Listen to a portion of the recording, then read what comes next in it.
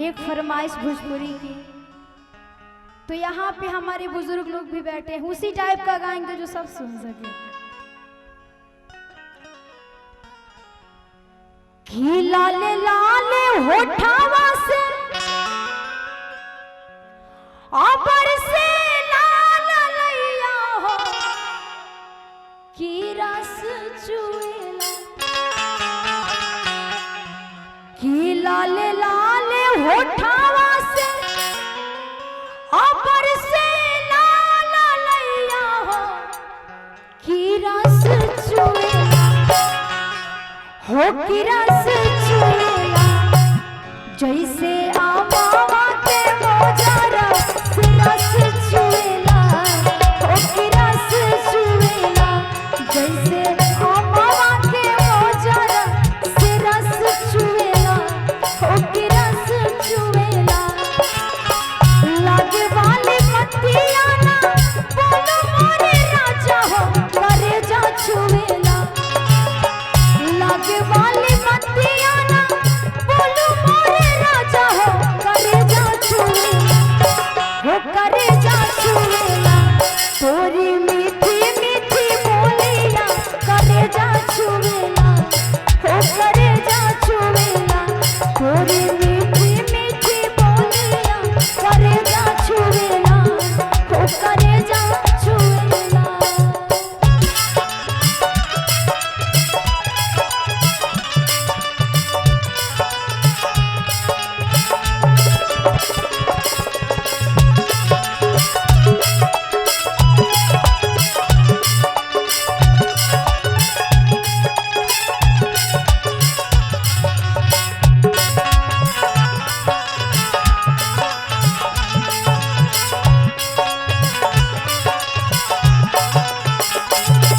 चूड़ियाँ खनकी खनकाने वाले आ गए।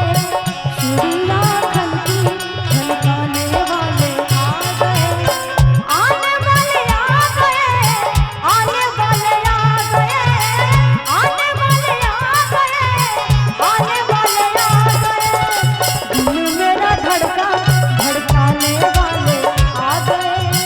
दिल मेरा धड़का धड़काने वाले आ गए।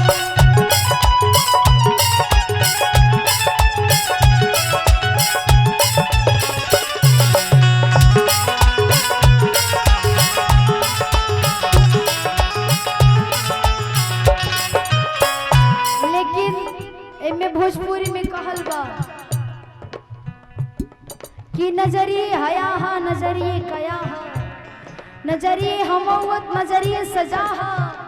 नजरिए नजर के नजर से मिलावेला आ नजरिए के मार के हो बचियो ना पावेला। भागलो त हमके बोलावेला या चरावा।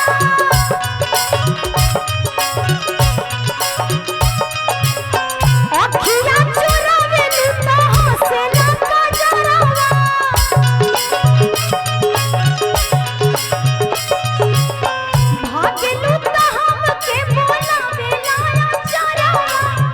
अखिया चुरावेलू त हंसेला कजरावा हंसेला कजरावा।